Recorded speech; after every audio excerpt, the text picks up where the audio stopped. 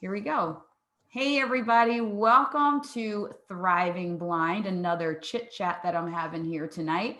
I'm Kristin Smedley, your host of the super fun interviews where we get to explore all different topics of raising a blind or visually impaired child to thrive, in addition to parents and caregivers. You know, we have strategies for parents and caregivers. And also, one thing that we've stepped into recently is giving adults that are losing their vision or have lost their vision some strategies and support as well. So we are just pivoting with the times. And as you all are writing in and sending your comments and stuff, that's how we develop the programming and find the interviews that we want to do. So tonight, I am so excited because we're actually going outside of just the blind and visually impaired community to talk about IEPs in general. Now, there was a time, and you may be like me out there, where a long time ago, when you said IEP, I would have to like call my therapist. I'd be in yoga. I'd run 17 miles because the word just stressed me out. But I will say, stick with us, and especially stick with Thriving Blind and Thriving Blind Academy, because I can tell you now, when I hear IEP, I hear empowerment. I hear tool. I hear teamwork. It was a long journey, I will say that. And I actually said one day recently that my daughter that doesn't have an IEP is at a disadvantage in our education system. So if you're throwing stuff at your phone, or if you've chucked it across the room because there's no way that you can get on the Kristin Smedley bus and believe anything I just said, I'm glad you're here tonight. We're going to explore all kinds of different things with my new buddy, Deb Stanley. Thanks so much for joining me, Yay. Deb.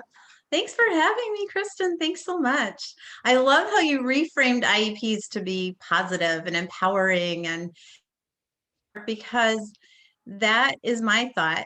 Um, I wrote my book, I wish, out of two conversations over Facebook with two friends who I don't know if they know each other, but two different situations where they had IEPs that were not great.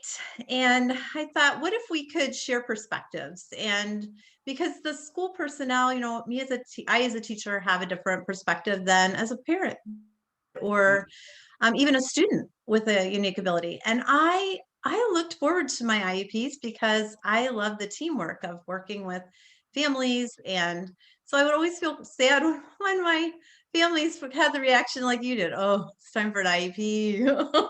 Yeah, right. And yes, and there was all this anxiety, and I just would feel bad about it. So I tried to make them as positive as I could, and look at them as a team, because we are a team. I And if love it. I had parents who were afraid to speak up because of the professionals sitting around the table, I always said, but you are the professional with your child. I don't know your child the way you do. I need you to speak up and share with me what works, doesn't, and let's be a team here. Let's make it fun. I love it. Okay, so there's a couple of things that I want to start with and unpack in that gorgeous intro that you just did. And I want everybody out there to understand, give me a little bit of grace here. Like I said, I see it as a tool and a good thing now. But when I started, and many of you may be in this spot too, and it's okay. No one can see you. You can just understand that you're there. When I started with Michael in kindergarten here, I mean, I was able to handpick the school district that, for the most part, that we are in. And I expected, because their website probably still says they are the greatest school district that the planet has ever seen. You know, I figured they are experts. Now, I had an education background, I was a teacher, but they are really the experts. I hadn't been in the classroom in a while, blah, blah, blah, right? I go to the kindergarten IEP and I'm thinking, okay, I'm really just going to nod my head and they're going to have all these strategies because I don't know how to raise a blind child. And it couldn't have been further from that. So I point this out because my biggest problem was my expectation that I wanted them to do all the work and me to be the one that was this great mom that was mainstreaming her blind child. And that's a hard thing to admit. However, that's where I started this journey, and I learned within about 20 minutes that that was not going to cut it, because at that point when they were saying, I mean, Michael sailed through preschool and everything, and then when they said he would, all of his goals were set for 70% and not 100%. And I thought, wait a minute, you guys are this incredible school. Like, why isn't he it was finding the cubby. He wouldn't find his cubby. He would only find it, 70% of the time was going to be superb. That was the goal. And then all the other ones reflected that.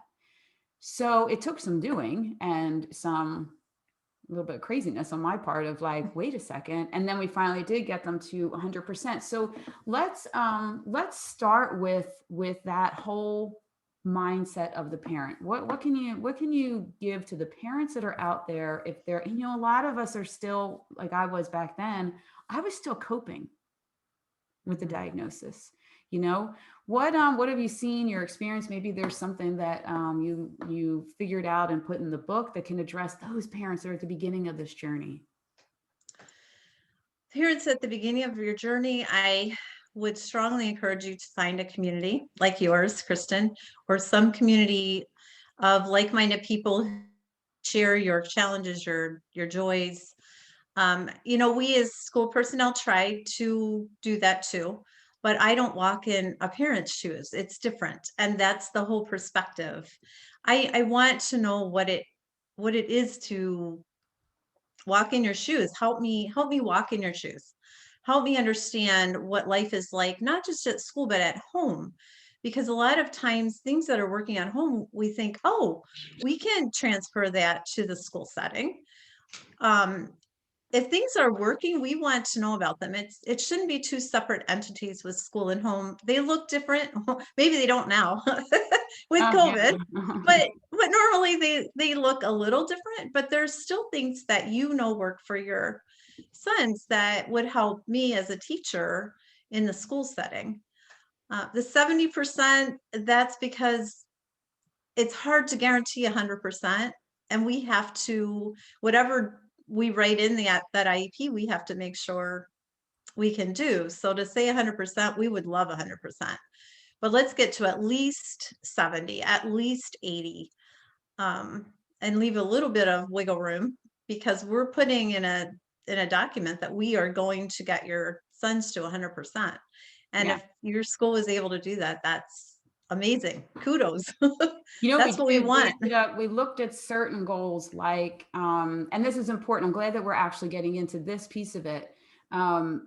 Certain goals like find the cubby and hang up your jacket. 100 to me, that is 100% achievable for him. Michael, actually, to be perfectly honest, I've told this story on here before.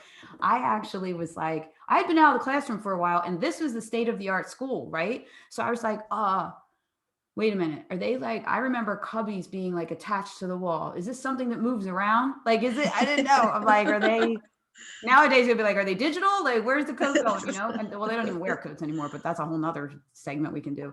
So I was like, wait, well, what are the cubbies? Like, what are they? And they said, no, they're the old, the things that are fixed to the wall. And I said, well, wait a minute. Something like that is completely achievable with the right strategies. And I think in kindergarten, it was like always the end cubby, and there was a fun pom-pom or something, that always they had to keep replacing, because of course every kindergartner wants to touch that pom-pom, Sure. right?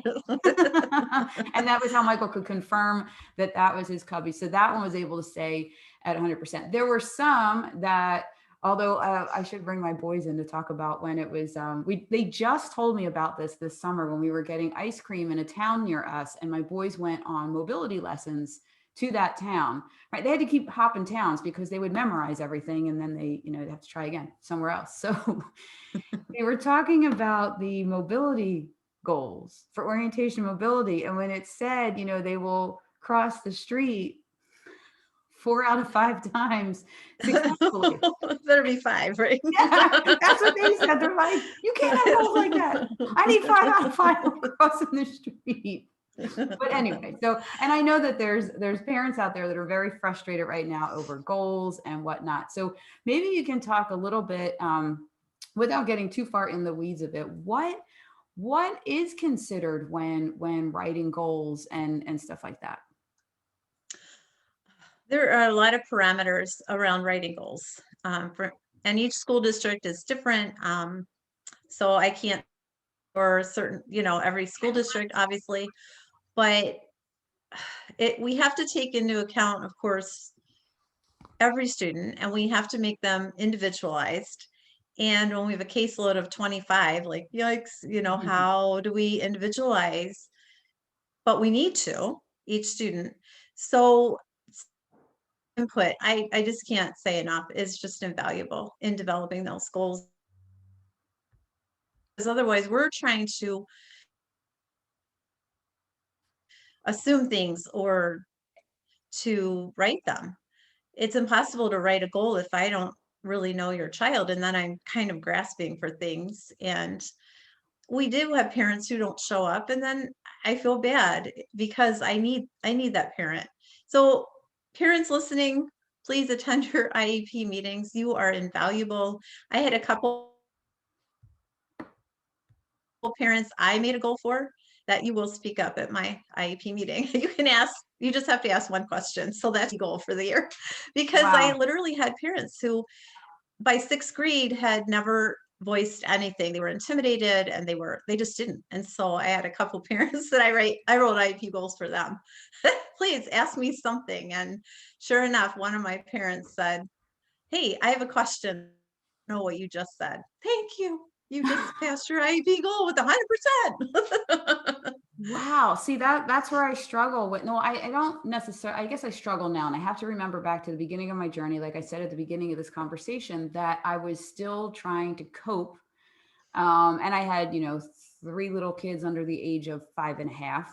I do not recommend that to anybody. However, fun now when we all go out together, but whoa, back then that was a bit much. So there's coping, there's overwhelm and all of that. But I had no idea when we had met and chat before that you actually put in goals in the IEP for the parents, and I could just come through the Zoom screen and hug you, because I want every parent to take away from this tonight that you have to invest, even though it's hard. And I sat there many an IEP meeting, and some of them were 5 hours long with Michael. I was one of those, right? And cried the entire time. And it is what it is. But here's my contrary, whatever thought to that, the flip side of that. If I know that a lot of you don't want to be involved, however, and you don't want to have to deal with it. But if you don't, and the child doesn't get all the right tools and all of that, then you're faced with, after graduation, you're going to have some issues. I mean, people say a lot and congratulate me a lot about my boys, but that was a lot of work on the front end. And we ended up with, I mean, these schools built IEP teams for me that did not start out phenomenal, but they certainly, after a lot of pushing and shoving and stuff, they did listen and built an incredible team. But, there were times when they would send, did you send I don't know if every state's the same, but here in Pennsylvania, they would send parent input ahead of time for the IEP. Do Mhm. they do that everywhere? They do. Yes. Yeah. Yes. And I mean, there were times that I'm like, I do not have time to fill all this out. And I'm always like, look, there are teachers, English teachers all over my county that still need oxygen, that I've now published 2 books because I am the forever talker instead of the writer, right? And I'm like, can I just talk about what all of my input is? But I had to take the time because it was important. Like you're saying, I'm the one that knows my child the best, and you're the one that knows the education the best, and then they have to They mesh have to. together. Exactly. Exactly. And I would encourage actually our teachers. I knew there were parents. I had parents who partway through the year, I think they're illiterate, and that's fine. And they were too Mm, proud to say, and I realized they're not able to read what I send home. I had students with cognitive impairments who probably their parents had some too, and I would call them because I need that input, and they weren't okay. able to write it. Or maybe like you, they just speak better than they write. So I would call them, but I would make sure I got some kind of input if I could. Sometimes they still didn't. I would make every attempt because we have to realize that as educators that not every one of our parents can read and write, especially if we're dealing with students with a cognitive impairment who it might be a genetic kind of Okay. thing. And so we think, oh, they don't care, or no, they may really not be able to read what we're sending home. And a phone call is a lifeline for them. Wow. So that's important because in the Thriving Blind community, there's a lot of TVIs, teachers of the visually impaired, in this community. That's an important thing to consider that I had not considered, from because I don't necessarily always consider the other side of the fence there, the other side of the table, I should say. That's a great strategy if someone can't, perhaps if they're not responding, I guess would be, Mhm. or even just, you know what we ended up doing, because I was getting like trying to manage all these people and then get in, and at first it was like, okay, let's do September, October and see how it goes. And then I'm like, wait a minute, let's back it up and let's meet in the summer Yeah. with the teachers and the entire IEP team. And I highly suggest that to folks, to have that meeting before the school year starts. And we ended up even having like a changing of the guards where the current teachers would talk about what worked, for them, to the new teachers. I'm thinking about, we're in high school now where there's a whole team of teachers, but that was something that worked out really well for us. So that's a great tip for TVIs and everyone else out there that is on the teaching side, the educator side of this. Call the parents and see if they need help with that input, or if they're struggling in some way. That's so great. Now, Mhm. here's the tricky part of the conversation. And we can go as far and wide with this as you want, or we can just like, address it a little bit. And then we might have to have a group later where we bring the parents in to manage some of the issues. But what about the families that have been involved since day one? They are there all the time, like I am, all of that, but the team just is not responding well or not following through with stuff from the school side. Are there any strategies or tips or cases that you've seen work out that you can speak to those families now? Those are the those are the things that sadden me because I know they happen. And all I can say is to keep on the school and on the team. I love those parents because those are the kids who succeed. But I know some teachers don't always appreciate that. And I think as teachers, we have to keep in mind that it's not a personal thing about us as a teacher. It's just an expression of what the student needs. And I think sometimes we might take that personally, that we're not doing a good job, or that's not what it's about at all. What you just want what's best for your boys. And so yes, I've seen it. I think just keep at it. If you have to go to your special ed director and get her, sometimes it takes a party outside of the situation to help with some of that. Some of my parents came with advocates. Great, that's fine. I think having a third party there is great because maybe they see things that I'm not even aware of. So it's keeping at it. I know you brought in the emotional part, Kristen, and that's hard. And I think sometimes we don't want to speak up because we're going to cry, or we're going to get angry, and that's okay. We can, teachers, we can handle that. I think we have to always be mindful that it's not always directed at us. There's a lot of stress at home that we are not even aware of, and that tears and that anger is not always directed at us as a teacher. But I would say as a parent, just please keep coming, get an advocate if you need to, go to somebody, maybe the administrator, somebody else who might need to sit in and kind of just hear what's going on. Sometimes we need that third person outside of everything to hear what's going on, who's not emotionally involved, who can just really discern what's happening, what's the deeper layer here. Yeah. um So I went to the special ed director, I guess it was, years ago, and lovely person, but not helpful at all. That was a big old fail, right? However, to your point of go to a director, I did find the coordinator just under that person's position. It was a level below, because I'm thinking, go to the top. We are going to handle this, right? I know it's me. I'm a little over the top. And when that person was a dud, I was twice as furious. However, then I realized I knew the coordinator under him from something else in the elementary school, I think, and went to that person. And that person not only was the conduit to make the stuff happen that I need to have happen. And I will say that I only asked for things that were reasonable. I wasn't asking for 80 million gajillion different things. So be careful what your wish list is. However, not only did she help me, when people in our district come to me and say, I'm not getting anywhere with this school, how did you get through all this? I'm like, there's one person that I know will listen and be diplomatic and get you the results if they're reasonable and what they're supposed to have happen. Because some people want miracles, and let's face it, that's not going to happen, right? But within reason. So that was how we did it. So I'm so glad you pointed that out. Talk to me though about the advocate, because I never went that route, and I'm not actually sure that I know 100% what that is. Usually an advocate will hear both sides. So they usually come with the parents. So they've heard the parent side. And then they'll come to the IEP meeting and hear the school side, and they're able to be objective. And if something's being misinterpreted, they're that third party.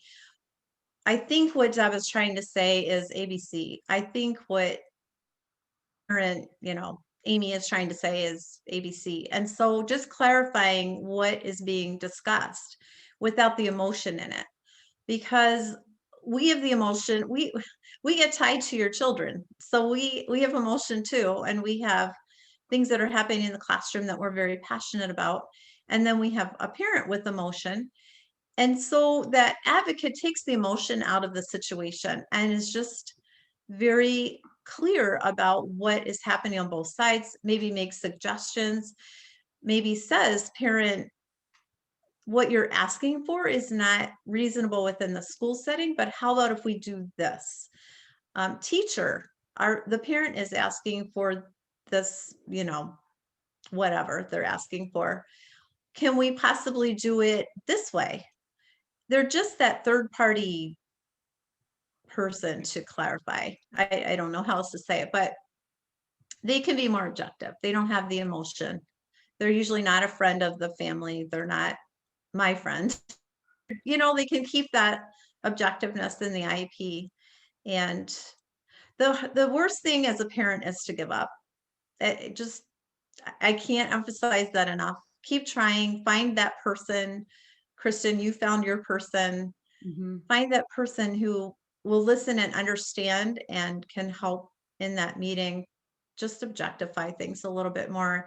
And I think you made a good point too, that we're not, as a parent, we need to make sure that those things that we're asking, we can do in a school system. Sometimes we're asked to do things that's really on you, but we can help you figure out a strategy at home, or come with your 2 or 3 things that you're adamant about. These are the 3 top things that I really would like my child to know when they leave the school year. That's And a maybe great just, location too. mhm, Yeah. I remember with it's uncanny, and it shouldn't be, and this is part of my mission in 2021, is to have it be a regular thing at some point that when a child is only facing a visual disability, a visual impairment, blindness, whatever, that's the only thing, because there's so many other things that can be happening that make some things just either not achievable or not achievable in a time frame, that they are getting the one-on-one braille instruction. My boys had it every single day for an hour before the school even opened, because the wow. contract of the TVIs was different from the contract of the school district. And we worked it out with the IEP team, to your point of exactly your point of pick the things that mean the most. Not to say, and I say that with so much love, that our kids deserve everything, but Absolutely. sometimes everything either isn't possible or it's not possible yet, because you have to get through some of these bigger things. And for me, it was literacy. And they never addressed social skills in the IEP when my kids were in school, which drove me crazy. But at one point I thought, if I keep fighting about social skills not being in here, I am losing all of this time on what I really need. I'll do the social skills at home. It was making me furious, but it is what it is. And when we focused on Braille and not being pulled out of the classroom, that was to me a huge social piece. So that was a Mhm. social skill kind of thing. It's, you got to play with it a little bit. But I mean, we even were able to get transportation for the boys to go get picked up early, go to school early, and have their one-on-one instructor. And then I mean, where they are now in the top 1% and top 3%. Yeah. But here's the thing, I knew that they could achieve at that level had the playing field been level for them, to have this. Mhm. Now, I'll also say that my second son, Mitch, my younger one, Michael was in the gifted program and got in on a ton of recommendations. We had to do a ton of work because in our school district, you need a what is it? It's not a brain score. What does it matter with me? It's the IQ test. IQ. Mhm. They get all their brains from me, their mom. No, the IQ test, they couldn't get a full score because of the visual component, right? So they didn't technically qualify for the gifted program. Mm. But Michael, I was like, wait a second, teachers were writing stuff left and right because he was such an overachiever and brilliant and all this stuff. That was a no-brainer. Mitchell comes along, who's smarter than Michael, right? He's brilliant, but he just wasn't the kind of worker and interested like Michael. And I could have fought to have him in that program, but it wouldn't have made sense for Mitchell. He's a completely different kid. So that's just an advice to folks listening about, you got to really look at your child. And like Deb is saying, we parents know the child best, and we have to go on give them the recommendation and be smart about it and what's realistic. I get off on my stories on wild tangents of the kids. So, okay. So now if you aren't getting what you want through the IEP team, so we just talked about there's find somebody in the district that can be an advocate for you, or go outside. I'm going to ask the people that are watching if you can put in the comments, and whenever you see this video as it goes around social media, if you can comment of where, if you have sought out an advocate, how you did that. Was there an organization? Is it something specific to your disability community? If you could put that in there, or email me if you don't like to comment on Facebook, I totally get that. You can email that to thrivingblind@gmail.com because I'm very interested to know about that.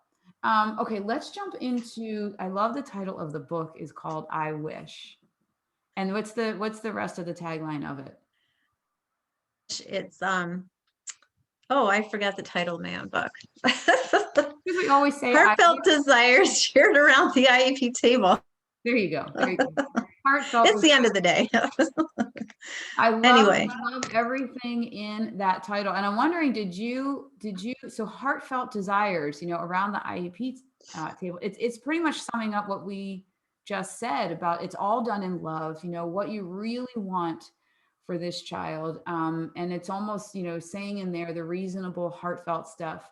And I love the I wish. And I was thinking to myself as I was looking at the title of that and getting ready for us to do this chat, I thought there's probably some families that'll look at that and say, I wish that that's the way it is, and there's probably people going, I wish, I could have the eye roll.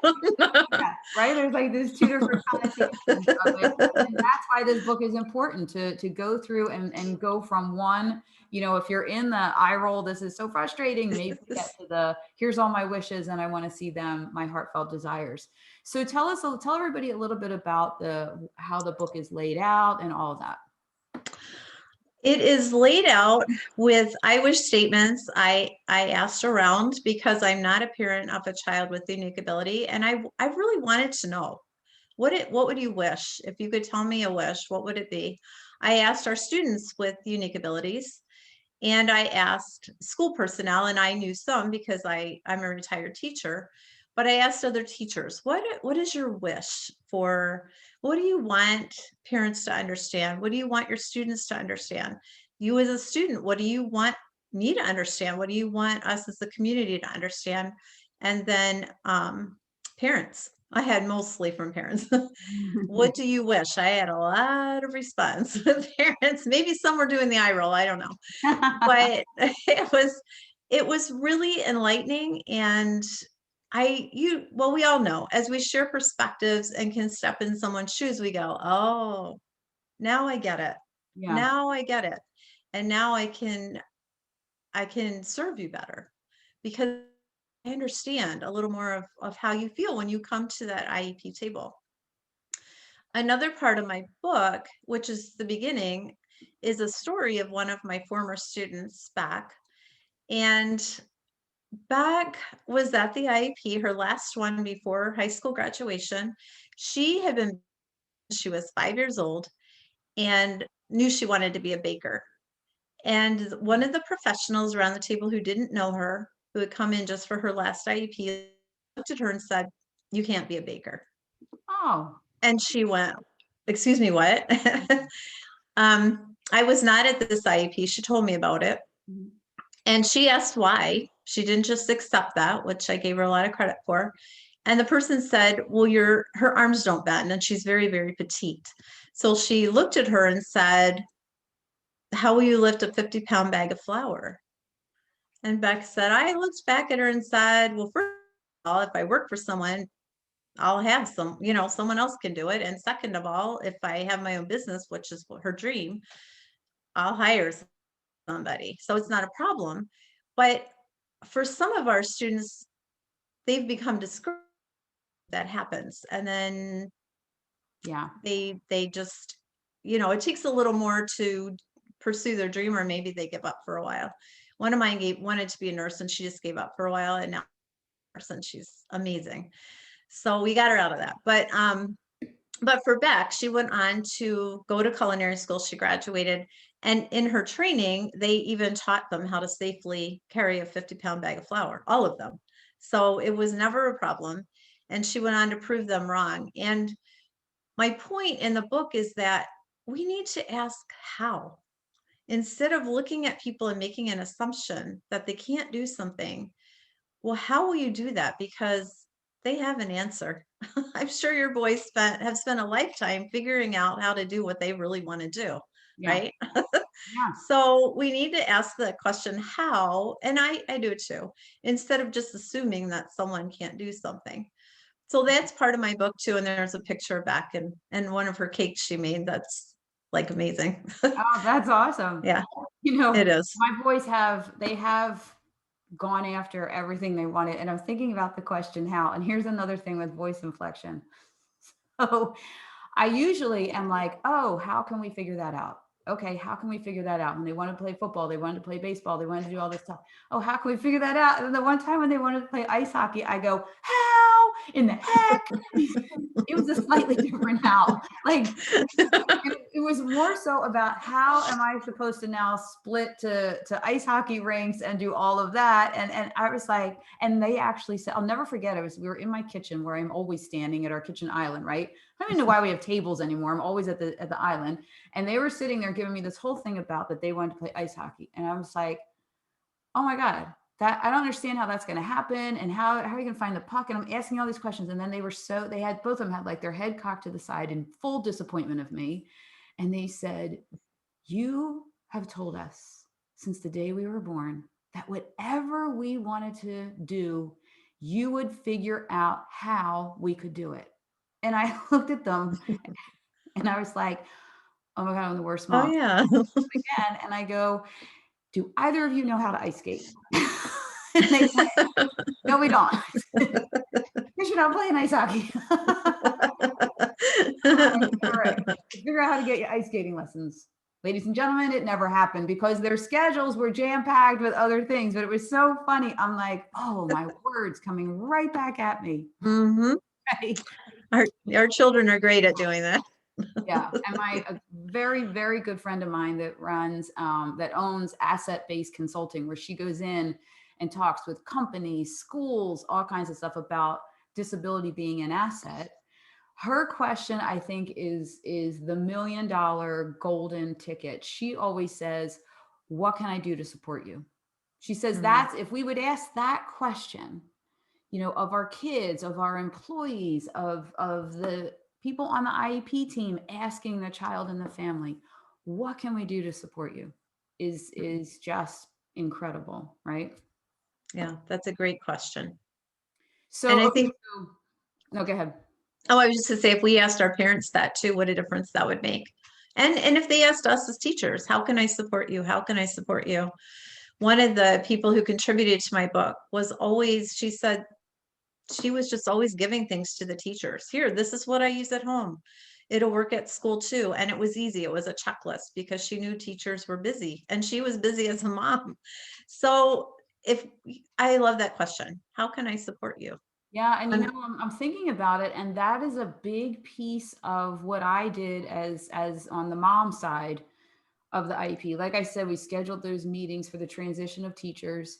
Here's and I should also mention that the Michael and Mitchell have both been in their IEP meetings since I think Michael was third grade and Mitch probably was first or second. I always learn with the second one, right? So they had a role every year that it just expanded. And the goal has always been that by senior year in high school, they ran it. And I was basically like eating the candy. There's always candy at my kids' IEP meetings. I don't know how I have chocolate at mine all the time. I think it's their TVI that did that to make it, fun. But they ran the whole thing. But we would do the here's what I can manage. We would get the teachers together, and then I'm sure that the second grade teachers weren't all that thrilled, but I would be in that classroom as much as I could in September and October just to be supportive and pop in and say, oh, when they do this and this teacher did this.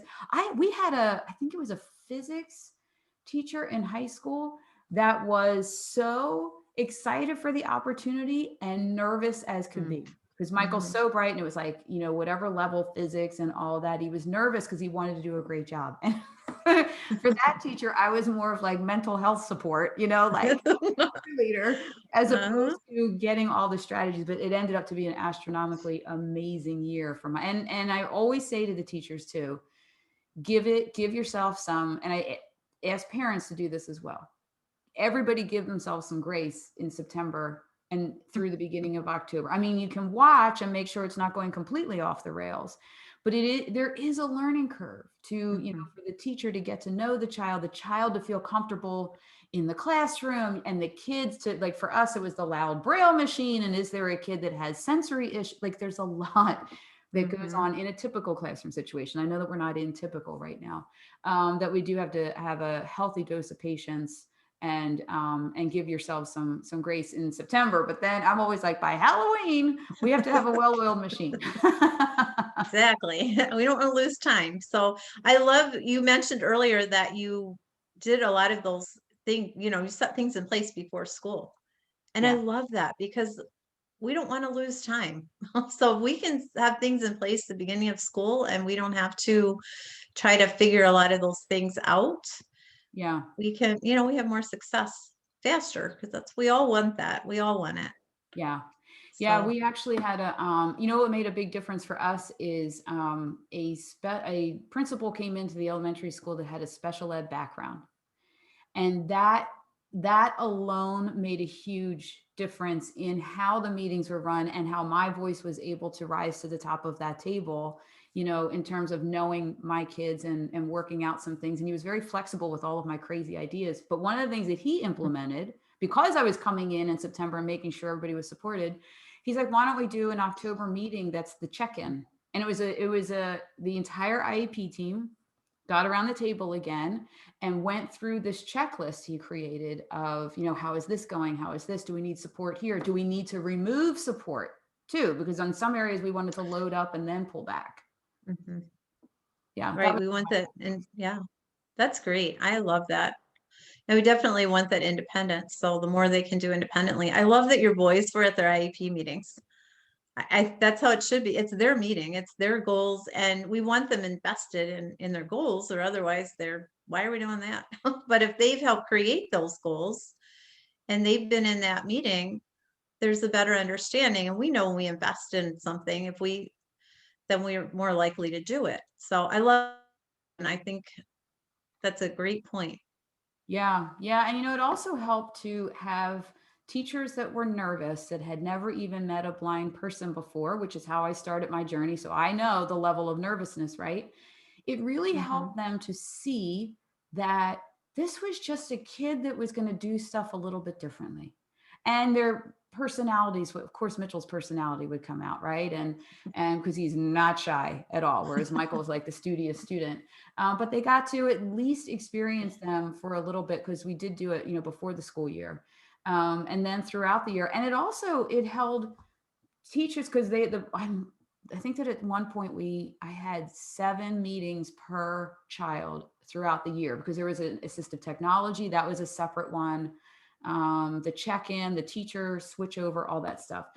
And with the boys being at each one, it kind of held everybody accountable too, where if Mitch is complaining to me about one teacher, and then I'm listening to the person in the IEP meeting saying, oh, well, we've tried to implement what you guys said, but here's what's happening, then it was like he learned real fast where that we were going to find out, right? It's good accountability on all levels. But yeah, and then I just added a new task every year. And then, like I said, I actually think that both of them by junior year were running their own meetings. But here's the beauty of that. Michael at first was 1,000 miles away in Nashville for school. Then I don't know who gets bored in Nashville after recording an album and making Dean's List, but my son does. So then he wants to go to a bigger school, but two different schools, way far away from home. And he manages his entire schedule, his teachers, the everything. I have never made one phone call to a school other than, do you have any more money for us? Please. Another loan I could get. Please. Is there another scholarship? Is there? He figured all that out. He went and found some other scholarships and stuff. And it might seem like a lot to some of the families that are listening to have the kids involved, but if you do it in little chunks that's age appropriate, it's amazing what those skills get them for when they are leaving one day. You guys, they're out the door. Yep. Actually, that's a good segue into what it is that you are doing now. Let's talk about your company that you have. Transition Bridges was formed after I retired. I actually took early retirement. Now I could officially retire a couple years ago, but because there were so many parents coming to me saying, my kid's sitting in the basement, they graduated, awesome, yahoo, but now they don't know what to do next, or they've tried and they're not successful. And so I formed Transition Bridges to connect that time between high school and whatever's after, employment or volunteer opportunities or whatever it is in the community, so that they can be out of their basements, because they have skills and they have gifts, and we need them to figure that out so that we can thrive as a community. So I just planted myself as a community resource, and I just tell people, if you don't know what to do, I'm here, come ask me. If I don't know, I'll find out. I know about a lot of our nonprofits who can help with things. I set up a couple interviews for a couple of them, but I said, but now you have to go to the job and you have to go to the interview. I'm not in it anymore, but they needed that first step just to get them out of the basement, off the video games, and into employment or whatever they wanted to do. And like I said, one of my friends started a housing nonprofit. So if they want to be independent and live somewhere, these are the things you need to do. How can we help you get there? There are agencies who can help you with skills so that you can be living independently. And anyway, it's that bridge between graduation and next steps, whatever those are. Wow. And I know that there are so many people watching that just took a nice sigh of relief, or at least their shoulders, the stress went out just a little bit to hear that you have a mission like that, because I know that there's a lot of stress with some families of, oh my gosh, what are we going to do after this, the school system cuts us off. So that's magnificent. Where can people get info on that? I have transitionbridges.com is my website. You're free to give out my phone number. I don't mind people calling me. And I have transitionbridges@gmail.com if you want to email. I'd be happy to help as much, any way I can. Obviously, I know the resources here in Grand Haven, Michigan, but I know how to find where they are other places. So the thing is, we don't want parents journeying on their own. Yeah. And I don't think parents always realize when graduation happens and they get that diploma, all the school support is gone. And we try to tell them that. And a lot of times parents are just intent on, we just got to get the diploma. We just got to get the diploma. That's hard enough. We just want to get the diploma. And then we'll think about the next thing. And it doesn't always work that way, because all the school support's gone. And I just think September hits and then like, oh, Yeah. now I understand what you were trying to say. Who Yeah. do we go to? Anyway, and in Michigan, students can stay in the system until they're 26 if they get a certificate of completion. So I don't know what that looks like in other areas, but so we have after school other things. We have a young adult support or service program, it's called. So students can stay in that till they're 26, but there's still a point where they're 26 and they have to know what their next steps are. Right. Yeah. You can't, sometimes it's just, we're delaying it by a chunk of time, and let's figure this out in advance. So this has been absolutely extraordinary. I'm looking at some of the comments here, and I'm starting to, my mind is going in a bunch of different idea directions. What I would love to do is have maybe some kind of a workshop-ish, or just like a conversation with parents around this IEP and goals and roles and stuff like that at some point, where we can invite a group of people into the Zoom and have this conversation, especially the parents that are struggling with the school isn't answering what I want, and where can I go from here, and see if there's other parents that have had success in other realms. So I want everybody to go through the strategies that we talked about, but then follow up, either comment. And I know that, like I said, a lot of people don't like to do that, but just don't put it in the DMs on Facebook. I don't know where they go for the Thriving Blind Facebook page. They go somewhere and then they send them to me like 72 days later. So, Oh, no. and I'm bad enough with keeping track of all of my gajillion emails and all, but send a message to thrivingblind@gmail.com if you're interested in getting involved in some kind of a work group or think tank or support thing. I don't know what we're going to call it yet, where we can have Deb and maybe if there's other TVIs out there that have had success strategies and stuff like that, that we can really get to the bottom of some of this. Also, if you have worked with an advocate, please send me that information so I can know more about that. And maybe we can do a part 2 where we can also talk about what it's like to work with an advocate. And I love to hear, I know we all have so many challenging stories, but I love to hear the success ones, because we learn so much from that. And we also learn from ones that didn't work out as well. But I definitely want to support the folks that are in the middle of the struggle right now, that they're not getting answers or they're banging their head against the wall.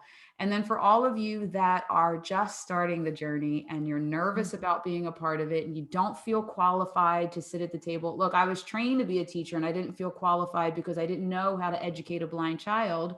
You are the number one educator of your child. And I'm going to tell you, I'm going to put my little mean hat on, my mom hat that my kids don't think I have to ever put on because it's like always on. The mean thing, you just have to do it.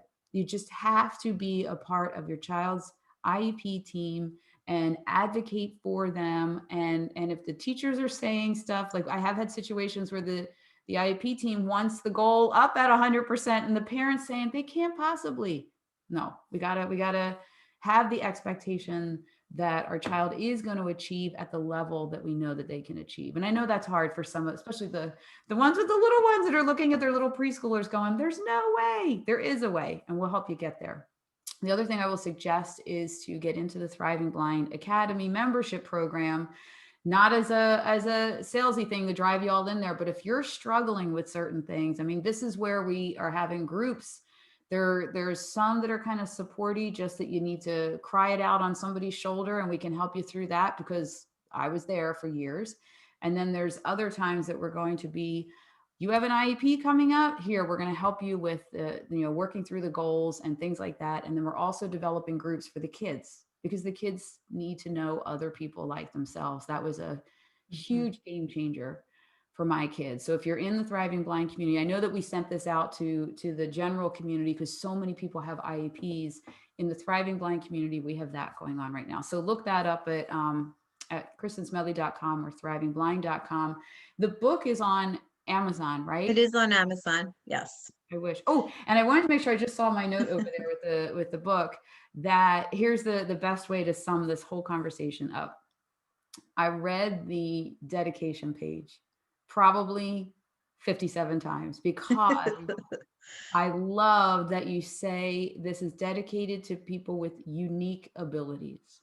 Mhm. We've danced around the word different. We've danced around differently able, differently capable, all of those words, but unique abilities. I think that that is not only, it not only is encompassing of how I feel about my kids, that they are, and each of them is unique, but it's a unique journey that most of us Mhm. never intended to be on. And there's a lot of unique twists and turns, but they are unique. They're the only ones that are like them. And we're going to do everything we can to help support you all on that journey with your child with unique abilities. I'm gonna use your trademark it, and then Good. you can Use it. be Use like, it. Use it. get royalties on it. I'll use it everywhere. Unique ability. I love it. And transitionbridges.com, right? Yes. All right. Yes. Deb, thanks so much for doing this with us tonight. Oh, thank you. This was such a pleasure. And I love what you're doing. I love the community because we need each other. We as people, as school personnel, we don't know everything either. And each student who comes is unique. So we need everybody around the table. And Awesome. I yeah. agree. I agree. Everyone around the table. All right. Yep. Thanks so much. Thank you, everybody, for joining us. And we'll see you next time here at Thriving Blind. All right.